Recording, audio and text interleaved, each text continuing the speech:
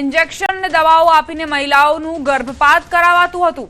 ગર્ભપાત માટે ₹10,000 આરોપી વસૂલતો હોવાનું પણ ખુલ્યું છે। પોલીસે 2 ઇન્જેક્શનના સેમ્પલ અને ખાલી દવાના પેકેટ કબજે કર્યા। 3 મહિના સુધીના ગર્ભનું ગર્ભપાત કરાતું હોવાનું તપાસમાં ખુલ્યું છે। હોસ્પિટલનું કોઈ પણ પ્રકારનું રજિસ્ટ્રેશન પણ ન હોવાનું સામે આવ્યું। એજન્ટ મારફતે મહિલાઓને હોસ્પિટલ સુધી લવાતી હોવાનો ઘટસ્ફોટ। હોસ્પિટલની નર્સ ઇન્જેક્શન અને ગર્ભપાતની દવાઓ અપાતી હતી। અગાઉ પણ આરોપી રામ ગોપાલ ગર્ભપાત કેસમાં ઝડપાઈ ચૂક્યો છે।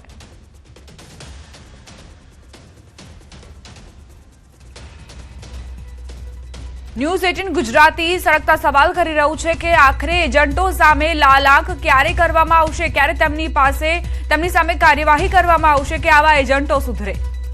પોતાના ગોરખ ધંધા ચલાવવા માટે તેઓ દર્દીઓના જીવ પણ જોખમમાં મૂકતા ડરતા નથી। રજિસ્ટ્રેશન વગરની આ હોસ્પિટલ આખરે કેમ ચાલી રહી હતી, કેમ ધમધમી રહી હતી, કોઈ એક્શન કેમ ન લેવાયા? તંત્ર અજાણ હતું કે પછી અજાણ બનવાનું નાટક કરતું હતું? સંવાદદાતા કીર્તેશ જોડાઈ ગયા છે વધુ જાણકારી સાથે। કીર્તેશ, મમતા સ્પેશિયાલિસ્ટ હોસ્પિટલમાં કયા ગોરખ ધંધા ચાલતા હતા?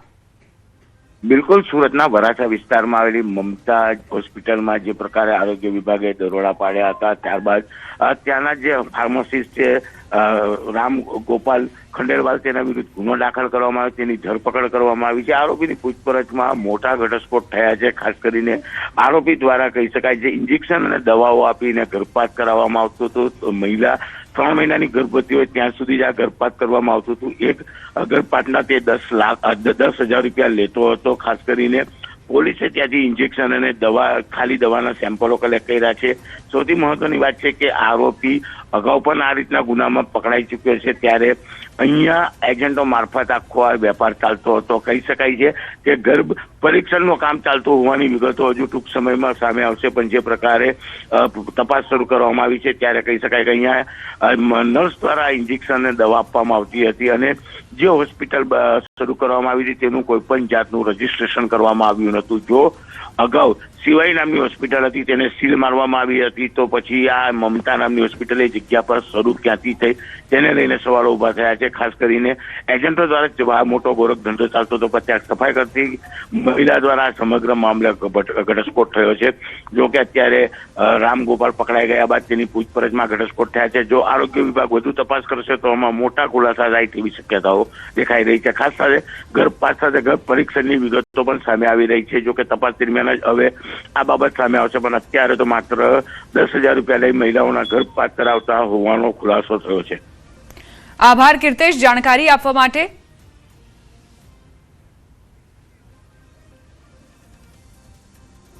મહત્વપૂર્ણ સમાચાર પ્રાપ્ત થઈ રહ્યા છે। હવામાન વિભાગે આગામી 7 દિવસ માટે હીટવેવની આગાહી વ્યક્ત કરી છે। રાજ્યમાં હાલ વાતાવરણ શુષ્ક રહેવાના કારણે લોકોને અંગ દજાડતી ગરમીનો અહેસાસ થશે। નોર્થ ઈસ્ટ રાજસ્થાન ઉપર સાયક્લોનિક સર્ક્યુલેશન સિસ્ટમ સક્રિય થતા આગામી દિવસોમાં તાપમાનમાં 2 થી 3 ડિગ્રીનો વધારો થવાની શક્યતા વ્યક્ત કરાઈ છે। આજે અમદાવાદ માટે યલો એલર્ટ જાહેર કરાયું હતું, જ્યારે આવતીકાલથી સતત 6 દિવસ સુધી ઓરેન્જ એલર્ટ રહેશે। ગઈકાલે અમદાવાદમાં 43 ડિગ્રી અને ગાંધીનગરમાં 42.8 ડિગ્રી તાપમાન નોંધાયું હતું। રાજ્યમાં સૌથી વધુ ગરમી સુરેન્દ્રનગરમાં પડી હતી, જ્યાં 44.3 ડિગ્રી તાપમાન નોંધાયું હતું। હવામાન વિભાગે ખાસ કરીને બપોરના સમયે બહાર ન નીકળવા અને પૂરતું પાણી પીવા તેમજ ગરમીથી બચવા સાવચેતી રાખવા અપીલ કરી છે।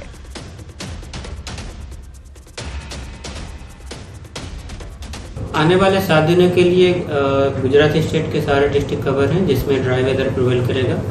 और मैक्सिमम टेम्परेचर की बात करेंगे तो आने वाले 3 दिनों के लिए मैक्सिमम टेम्परेचर में 2 से 3 डिग्री की बढ़ोतरी का पूर्वानुमान है। उसके बाद मैक्सिमम टेम्परेचर में ज़्यादा सिग्निफिकेंट चेंज नहीं होगा। और वार्निंग की बात करेंगे तो आने वाले 6 दिनों के लिए हीट वेव की वार्निंग है गुजरात रीजन में और साथ में सौराष्ट्र और कच्छ रीजन में। और अहमदाबाद के लिए हम वार्निंग की बात करेंगे तो आज अहमदाबाद सिटी के लिए येलो अलर्ट जारी है और कल से लेके आने वाले 6 दिनों के लिए अहमदाबाद सिटी के लिए ऑरेंज अलर्ट जारी है। अणसोल चेकपोस्ट પાસે શામળાજી પોલીસની કાર્યવાહી। રાજસ્થાનથી અમદાવાદ જતી ટ્રક રોકીને ચેકિંગ કરતા દારૂનો જથ્થો મળ્યો। પોલીસે 15,62,880 રૂપિયાની વિદેશી દારૂની 8,616 બોટલ જપ્ત કરી। ટ્રક અને દારૂ સહિત કુલ 26,17,880 રૂપિયાનો મુદ્દામાલ જપ્ત કરાયો. શામળાજી પોલીસે ટ્રક ચાલકને ઝડપી પ્રોહિબિશનનો ગુનો નોંધી હાથ ધરી છે કાર્યવાહી.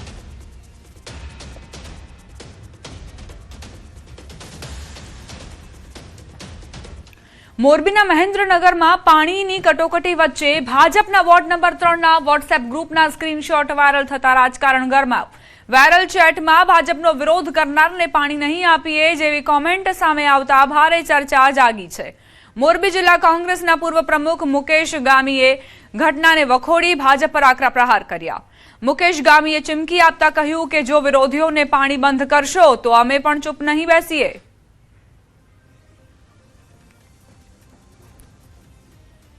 લોકશાહીમાં ચૂંટણી લડવી, હેલ્ધી ચૂંટણી લડવાની હોય, ચૂંટણી પૂરી થઈ જાય એટલે જીતેલા ઉમેદવાર માટે દરેક મતદારો અને દરેક નાગરિકો એક સમાન હોવા જોઈએ.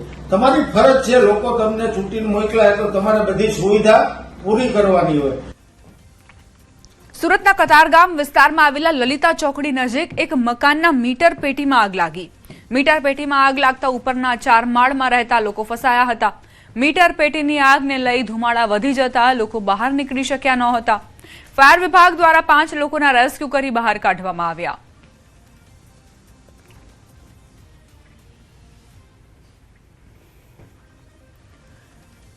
અમદાવાદના વાડજ પોલીસ સ્ટેશનમાંથી ફરાર થયેલ આરોપીને ક્રાઇમ બ્રાન્ચે ઝડપી પાડ્યો છે.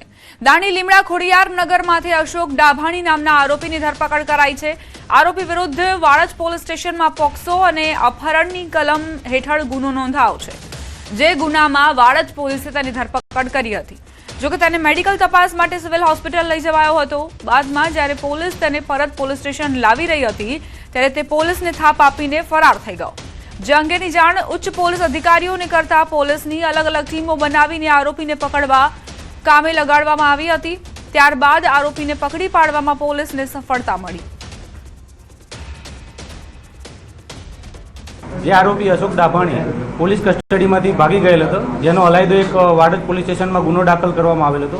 જે ગુનાની ગંભીરતા લઈને અલગ અલગ ટીમ બનાવી અને ક્રાઇમ બ્રાન્ચની ટીમે ચંદ્રનગર ખાતેથી એ આરોપીને પકડી લીધેલ છે. દાહોદના ભોરવા ગામમાં સરકારી અનાજના સગેવગે કરવાનો પર્દાફાશ થયો છે. જે સસ્તું અનાજ ગરીબોને મળતું હોય તે અનાજ ગેરકાયદેસર રીતે અન્ય વેચવામાં આવતું હોવાનો ખુલાસો થયો. ગ્રામજનોએ નજર રાખતા પિકઅપ બોલેરોમાં અનાજ ભરી ગામની બાજુની દુકાનમાં લઈ જવામાં આવી રહ્યું હોવાનું સામે આવતા ગ્રામજનોએ ગાડી અટકાવી હતી. જે બાદ સરકારી લેબલવાળા અંદાજે 14 જેટલા અનાજના કટ્ટા મળી આવ્યા. જે બાદ નાયબ મામલતદાર અને મામલતદાર ઘટના સ્થળે પહોંચ્યા હતા અને તપાસ શરૂ કરી. આ સમગ્ર કૌભાંડ મામલે કડકમાં કડક કાર્યવાહી થાય તેવી લોકોએ માંગ કરી છે. ગરીબોના હકનું અનાજ આ રીતે સગેવગે કરાતા ગ્રામજનોમાં આક્રોશ છે. આકાશવાણીની આગળ ચોકડી પર મને ફોન આવતા ત્યાંથી એવું જાણવા મળે કે એક મહિન્દ્રા પિકઅપની અંદર સરકારી અનાજનો જથ્થો વહન થઈ રહ્યો છે. જે જથ્થાની તપાસણી કરતા તેઓ દ્વારા એવું જાણવા મળે કે સરકારી જથ્થો છે, તો તેની તપાસણી અર્થે અમે ત્યાં આગળ સ્થળ ઉપર જઈને ખાતરી કરેલી અને ત્યાં 14 કટ્ટાઓ અનાજના, જે સરકારી ગોડાઉનના સરકારી મોર સાથેના અનાજના કટ્ટાઓ અમને ત્યાં આગળ જોવા મળેલા. સરકારી અનાજના કટ્ટા થતા એમાં ચોખા છે, ઘઉં છે, આવું બધું છે. અને આ કાયમ માટે દર મહિને આ રાત્રિના સમયે સરકારી દુકાનનું સામાન વેચવા નીકળે છે. સુરતના અશ્વિની કુમાર વિસ્તારમાં ડિલિવરી બોય સાથે મારામારી અને ધમકીની ઘટના બની. માહિતી મુજબ માત્ર 5 મિનિટ મોડું ઓર્ડર પહોંચતા ડિલિવરી બોયને ગાળો આપી માર મારવામાં આવ્યો. જાનથી મારી નાખવાની ધમકી આપી હોવાના આક્ષેપ છે. મામલો વધુ ઉગ્ર બનતા સ્થળ પર 4 થી 5 પીસીઆર વાન સાથે પોલીસ દોડી આવી. આરોપી વ્યક્તિએ પોલીસ સ્ટેશન પહોંચીને મર્સિડીઝ કારમાં જવા માંગતો હતો ત્યારે ડિલિવરી બોય રસ્તો રોકી વિરોધ નોંધાવ્યો હતો. હાલ પોલીસે સમગ્ર મામલે તપાસ શરૂ કરી આગળની કાર્યવાહી હાથ ધરી છે.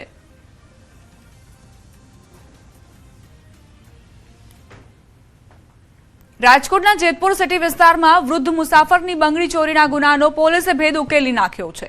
ખેડા નડિયાદ એલસીબીની ટીમે બાતમીના આધારે નડિયાદ રેલવે સ્ટેશન બહારથી સોહિલ ઉર્ફે દીવાન વોરાને ઝડપી પાડી જેતપુર સિટી પોલીસને સોંપ્યો.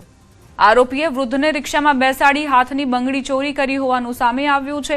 પોલીસે આરોપી પાસેથી અંદાજે 1.5 લાખ રૂપિયાની કિંમતની 11.3 ગ્રામ બંગડી કબજે કરી છે. આરોપી વિરુદ્ધ અગાઉ પણ 7 જેટલા ગુનાઓ નોંધાયેલા હોવાનું બહાર આવ્યું, જ્યારે મહિલા સહિત અન્ય આરોપીઓને ઝડપી પાડવા કાર્યવાહી હાથ ધરાઈ.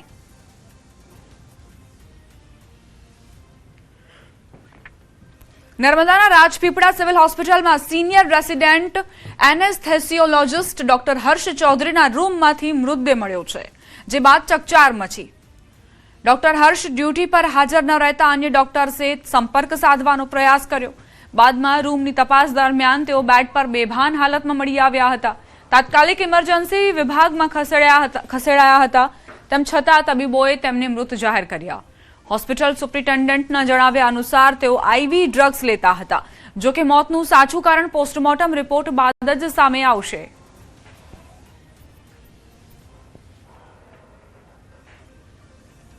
સવારે તેઓ ડ્યુટી પર ના આવતા તેમના વિભાગના વડાએ તેમના ડૉક્ટરોને ત્યાં રૂમ પર તપાસ કરવા માટે મોકલ્યા. તો રૂમનો દરવાજો તેઓ ખોલતા ન હતા, પણ છેક ધક્કો મારતા રૂમનો દરવાજો ખુલી ગયો અને જોયું તો તેઓ પથારીમાં પડેલા હતા, જેથી તેમને તાત્કાલિક ઇમરજન્સી વોર્ડમાં લાવવામાં આવ્યા અને ત્યાં તેઓને મૃત જાહેર કરવામાં આવ્યા. અને તેઓના વિભાગના વડાના કહેવા મુજબ તાવ અને શરદી ઉધરસ હતા, જેને માટે તેઓ આઈવી ડ્રગ્સ લેતા હતા. હવે આઈવી ડ્રગ્સમાં કંઈ એમને લીધું હોય તેવી એક શક્યતા જોવાઈ રહી છે. સુરતના જહાંગીરપુરા કુરુક્ષેત્ર ધામ ખાતે તાપી સફાઈ અભિયાન તેજ. અધિક માસ પહેલા સામાજિક સંસ્થાઓનો અનોખો સંકલ્પ. કુરુક્ષેત્ર ધામ ખાતે અધિક માસને ધ્યાનમાં રાખીને વિશાળ તાપી સફાઈ અભિયાનનું આયોજન કરાયું હતું. દર વર્ષે અધિક માસ દરમિયાન હજારોની સંખ્યામાં શ્રદ્ધાળુઓ તાપી નદીમાં પવિત્ર સ્નાન કરવા માટે આવે છે. ત્યારે તાપી ઘાટ સ્વચ્છ, સુંદર અને સુવ્યવસ્થિત રહે તે હેતુસર વિવિધ ધાર્મિક અને સામાજિક સંસ્થાઓ એક મંચ પર આવી અનોખું સેવા કાર્ય હાથ ધર્યું હતું. આ સફાઈ અભિયાનમાં અનેક સેવાભાવી સંસ્થાઓના કાર્યકરો, યુવાનો અને સ્થાનિક લોકો મોટી સંખ્યામાં જોડાયા હતા. તાપી નદીના ઘાટ વિસ્તાર તેમજ આસપાસના વિસ્તારમાં સફાઈ કરી પ્લાસ્ટિક, કચરો અને ગંદકી દૂર કરાઈ હતી. જે રીતે તાપી ઘાટમાં આવીને લોકો શ્રદ્ધાળુઓ સ્નાન કરશે, એ સ્નાન માટે પવિત્ર પાણી એમને અનુભૂતિ થાય તે માટેનો આ સફાઈનો થકી અભિયાન કરવામાં આવી રહ્યું છે. બનાસકાંઠાના વડગામ તાલુકાના મગરવાડા ગામે ખેડૂતો અને કિસાન સંઘની એક મહત્વની બેઠક યોજાઈ.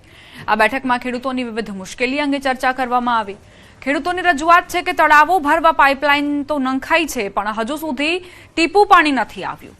બટાકાના ભાવ તળિયે બેસી જતા ખેડૂતો દેવામાં ડૂબ્યા છે. ત્યારે બટાકામાં સબસિડીની પણ માંગ કરાઈ છે. ટેકાના ભાવે બાજરીની ખરીદીમાં ખેડૂતોને પૂરતી જાણકારી નથી અપાતી. ખેડૂતોની માંગ છે કે નોંધણીની તારીખ તાત્કાલિક લંબાવવામાં આવે. આ સિવાય પાક ધિરાણ માટે પડતી હાલાકી અંગે પણ ચર્ચા કરવામાં આવી હતી. બાજરીના ભાવ મને કોઈ ટેકાના ભાવે સરકારે ખરીદવાનું નક્કી કરેલ છે, પરંતુ ખેડૂતોને ખ્યાલ જ નથી કે ભાઈ ટેકાના ભાવ નક્કી કરેલ છે. માટે આમાં પણ 20 તારીખ સુધી લંબાવવા માટે સૌ આગેવાનો તરફથી રજૂઆત કરવામાં આવી. સરકારશ્રી બટાકાના જે સ્ટોર મૂકે એમાં સબસિડી જાહેર કરે એવી ખાસ માગણી, મુદ્દા નંબર 1 અમારી માગણી હતી. બીજા નંબરનો મુદ્દો હતો જે ખેડૂતો પાક ધિરાણ લે છે, સીસી ધિરાણ લે છે, એમાં બેંકોમાં ભારત સરકારની સબસિડી આવે છે, પરંતુ ગુજરાત સરકારની સબસિડી નાણાં વિભાગ ફાળવી દે છે, પરંતુ બેંકોના અણઆવડતના અણવહીવટના લીધે એની ડિમાન્ડ કરતા નથી, માટે નાણાં વિભાગમાંથી આવતો નથી, ખેડૂતોને મજૂર મળતું નથી. જૂનાગઢના પ્રસિદ્ધ પર્યટન સ્થળ સાસણગીરમાં મોન્સૂન ફેસ્ટિવલ યોજાશે. સાથે જ આવતા વર્ષથી મેંગો ફેસ્ટિવલનું પણ આયોજન કરાશે. સાસણગીર ખાતેથી કૃષિ મંત્રી જીતુ વાઘાણીએ જાહેરાત કરી. જ્યારે છેલ્લા ઘણા વર્ષથી મેંગો ફેસ્ટિવલ છે બંધ અને જે આવતા વર્ષથી આયોજન કરવામાં આવશે. સ્થાનિક લોકોની રજૂઆતના પગલે ફરી મેંગો ફેસ્ટિવલ શરૂ કરવાની જાહેરાત કરાઈ છે. સાસણગીરમાં ચોમાસાની મજા પ્રવાસીઓ માટે ખૂબ જ આનંદદાયક સાબિત થશે. મોન્સૂન ફેસ્ટિવલ વન અને પર્યાવરણ મંત્રી અર્જુન મોઢવાડિયાની અધ્યક્ષતામાં યોજાશે. કેસર કેરી છે, ગીર કેસર, એને પણ એક ટેગ મળ્યો છે. આજુબાજુ અમરેલી હોય, જુનાગઢ હોય, ગીર સોમનાથ હોય કે સાસણ હોય, આ બધાને એક કેરીઓનો સ્વાદ એ વિશ્વભરમાં આપણે આપીએ છીએ. ત્યારે આવતા વર્ષથી અહીંયા પણ મેંગો ફેસ્ટિવલ જે કૃષિ વિભાગ દ્વારા જેમ અમદાવાદમાં હમણાં થઈ રહ્યો છે 17 તારીખે, એ પ્રકારે અહીંયા પણ મેંગો ફેસ્ટિવલ એ થશે. અર્જુનભાઈ નક્કી કર્યું છે. મોન્સૂન ફેસ્ટિવલ વન વિભાગ એ ઉજવવાનો છે, લોકોને આકર્ષવાના છે. કારણ કે સવાર, બપોર, સાંજ એ વરસાદની અલગ અલગ હોય છે. વરસાદ પડી ગયા પછીની આપણી સાથે વાત કરતા એ વૃક્ષો અને એ આનંદ કિલ્લોલથી પશુ પક્ષીઓ, આપણા વન્ય પ્રાણીઓ એ પણ વિશેષ હોય છે. પ્રધાનમંત્રી નરેન્દ્ર મોદી ગુજરાત પ્રવાસે આવશે. 10 મે રાત્રિએ આવશે પ્રધાનમંત્રી નરેન્દ્ર મોદી ગુજરાતમાં. 10 મેના રોજ રાત્રિ રોકાણ કરશે પ્રધાનમંત્રી મોદી. જામનગર ખાતે રાત્રિ રોકાણ બાદ સવારે સોમનાથ દાદાના દર્શને જશે. સોમનાથ મહાદેવ મંદિરે પ્રધાનમંત્રી મોદી પૂજન અર્ચન કરવાના છે. સોમનાથ વિરાસતના 75 વર્ષની ઉજવણીમાં સહભાગી થશે. વડોદરા ખાતે પાટીદાર સમાજના કાર્યક્રમમાં પણ તેઓ હાજરી આપવાના છે. બરોડા આકાર પામેલા સરદાર ધામનું લોકાર્પણ તેમના હસ્તે કરવામાં આવશે.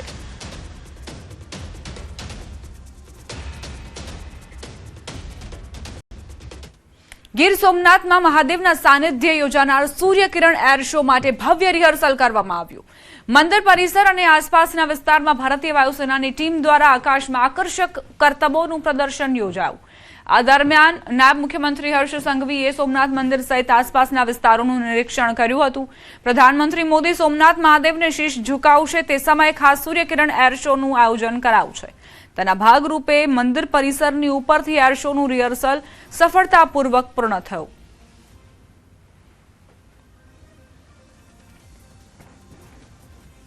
સોમનાથ અમૃત પર્વ નિમિત્તે નાયબ મુખ્યમંત્રી હર્ષ સંઘવીએ સાગર દર્શન ખાતે પ્રધાનમંત્રી મોદીના કાર્યક્રમોની પૂર્વ તૈયારીઓની સમીક્ષા કરી. અધિકારીઓ અને મંત્રીઓ સાથે બેઠક યોજી હતી તો પીએમના રોડ શો સહિત રૂટનું પગપાળા નિરીક્ષણ કરી તાગ મેળવ્યો હતો. ગરમીની ઋતુ હોવાથી પીએમના રોડ શો અને સભા સ્થળ ખાતે નાગરિકોને ગરમી ન થાય તે માટે સ્પ્રિંકલર્સ અને પાણી, છાશ સહિતની પૂરતી વ્યવસ્થા ગોઠવવા માટે સૂચન કરાયા હતા.